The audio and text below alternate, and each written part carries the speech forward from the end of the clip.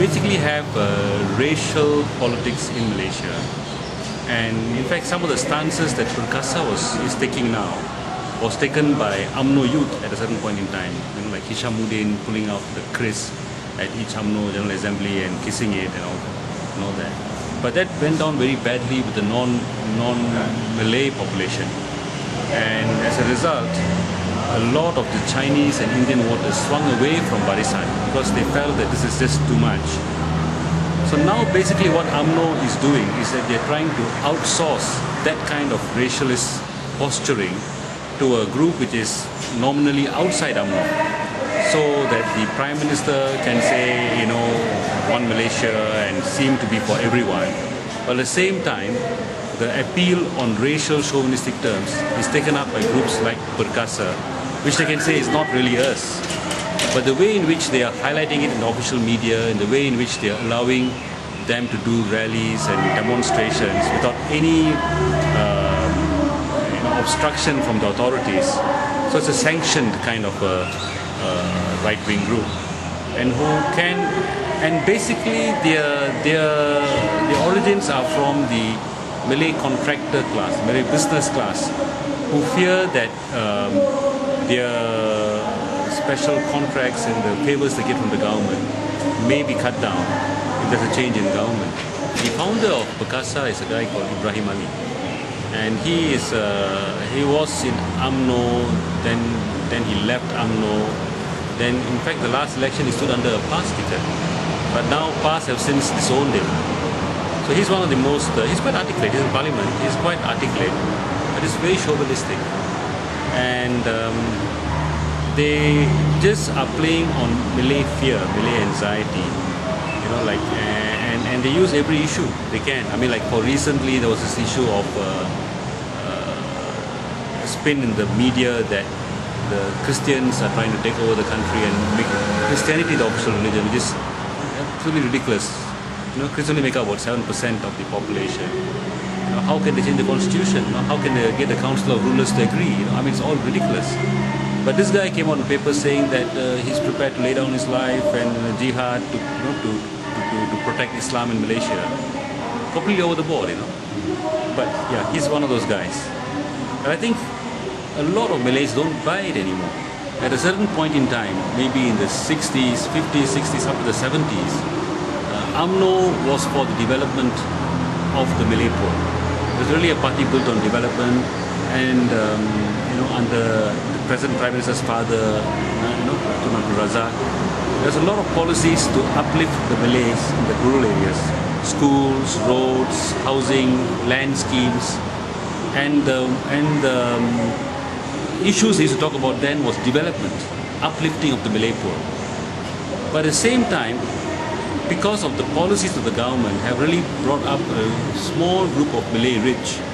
Now if a Malay politician, an UMNO politician goes and talks about why is there poverty in Malaysia, why are the Malays still poor, it's quite dangerous, it's on thin ice, because one reason why they are poor is a lot of the benefits accruing to Malays has been cornered by this small group of UMNO elites, who are living very lavish lives, a lot of shares were given to them, business opportunities and all that.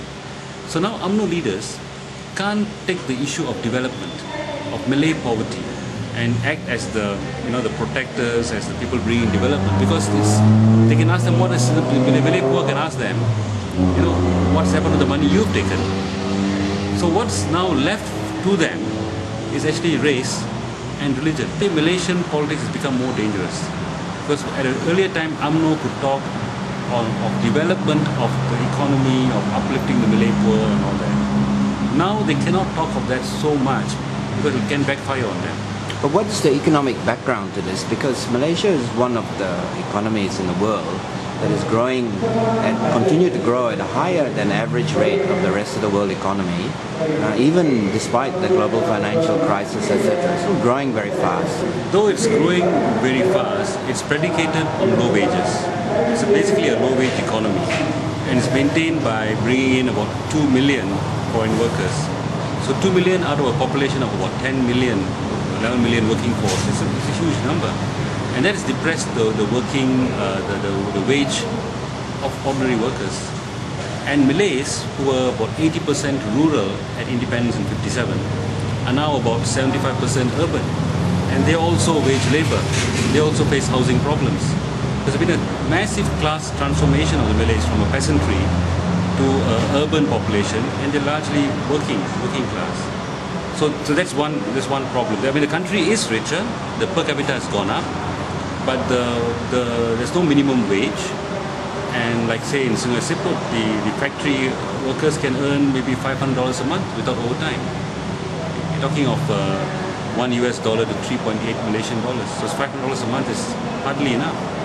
Our party estimates that we need at least $2,000 Malaysian per month to be out of poverty, you know. So that is the background to it. And the other thing you got to realize is, over the last 50 years, the Malay elite have actually taken over the economy in a major way. Our budget, the national budget, is about 1/3 of the GDP. And then it's not taking into account all the government-linked companies, the huge plantation companies, the banks, the hospital chains. You know, there's a whole list, about 15 to 20, they call them GLCs, government-linked companies. And they control another 20-25% of the GDP of the country. So you're talking in a situation here where about 55 to 60% of the economy of the country is actually under the control of the Malay UMNO ruling elite. And with all the perks that, you know, directorships, shares and salaries they get. So there is a stratum of super rich Malays with tremendous access to the economy, to a very rich economy. And the bottom we have the really poor Malays who are working class and who are pressured by the privatization of education, of healthcare, rising house prices, stagnant wages, competition from the foreign workers. So there is class contradiction among the Malays actually is sharpening. So I think what happened in the world in the time of independence, the 50s, the 60s, there was a very strong social democratic welfareist tradition, even in the countries that were, you know, in the so-called free world, you know. And that's because of the specter of communism. I mean, like for Malaysia, there was a Vietnam War going on. Cambodia was not stable. China was communist, you know. So even the ruling class here, just like the ruling class in Europe, was prepared to make a lot of concessions. We had a social security net, we had free education, we had free healthcare. But when the left got weakened, you know, by internal weaknesses, and finally when the left collapsed, just like in the West where you have withdrawal gradually of all the benefits which were given earlier, the same thing is happening here as well. And a class of Malays are becoming super rich. So I think yes, the parallels are definitely there because this is a world phenomena. So this can actually lead to further upheavals here. But the only thing is here they have a bogeyman of the other, you know, and there's a long-standing Malay fear of being swamped in their own country. The fear now, the thing that holds the Malays to UMNO and the ruling party now, is because they are afraid that if they change, that some of the privileges, some of the scholarships, some of the subsidies that they now enjoy will be taken away by the incoming Pakatan Rakyat. I think we are for affirmative action. We think the state should provide, you know, help to poor groups. You can't say leave it all to the free market, let them go and buy it. I mean, we definitely don't want to stay there. So I think what we'll tell, what our policy, what our message to the Malay world will be that whatever that you are getting now, we will maintain. You know, in fact, we will make sure you get it properly. And what we're going to actually cut down is the wastage that goes to the Malay elite, the siphoning off the fat of the country. You know, that we will definitely control. And affirmative action should be defined not by race, but by socio-economic class. So the poor Chinese, the poor Indians, the Orang Asli should also get that. But our message to Malay poor would be, you would get everything you're getting now and probably more. You know, you don't have to worry.